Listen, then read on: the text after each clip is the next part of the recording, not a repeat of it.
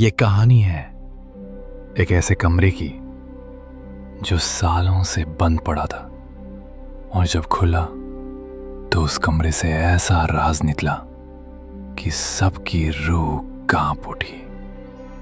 साल 2003 अजय अपने परिवार के साथ शिमला के पास एक पुरानी कोठी में शिफ्ट हुआ। कोठी बड़ी थी लेकिन पुरानी। घर में कुल 6 कमरे थे, पर एक कमरा हमेशा बंद रहता था। उस कमरे पर जंग लगा ताला था और अजय की मां ने सख्त हिदायत दी थी, इस कमरे को कभी मत खोलना बेटा। समय बीतता गया लेकिन अजय का ध्यान उस कमरे की ओर बार बार जाता।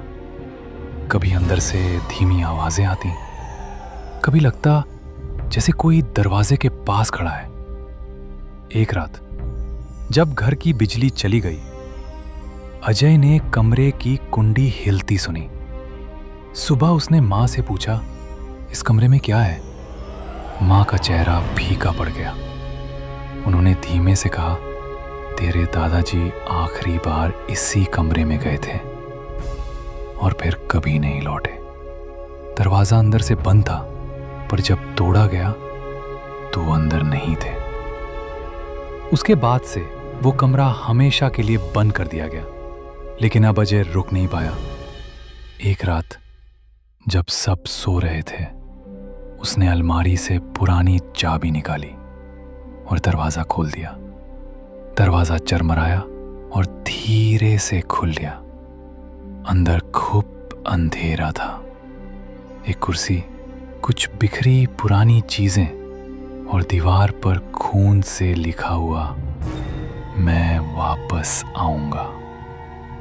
अजय ने पीछे मुड़कर देखा, लेकिन तभी दरवाजा तेज आवाज से बंद हो गया। आईने में अजय का अक्स हिल नहीं रहा था, वो मुस्कुरा रहा था। और तभी किसी की सांसें उसके कान के पास महसूस हुई। एक आवाज आई, तू आ गया, अब मैं जा सकता हूं। सुबह मां उठी। कमरे का दरवाजा फिर से बंद था, ताला लगा हुआ, लेकिन अजय गायब था। अंदर सिर्फ एक कुर्सी थी और उस पर रखा एक नोट, अब ये दरवाजा फिर कभी मत खोलना।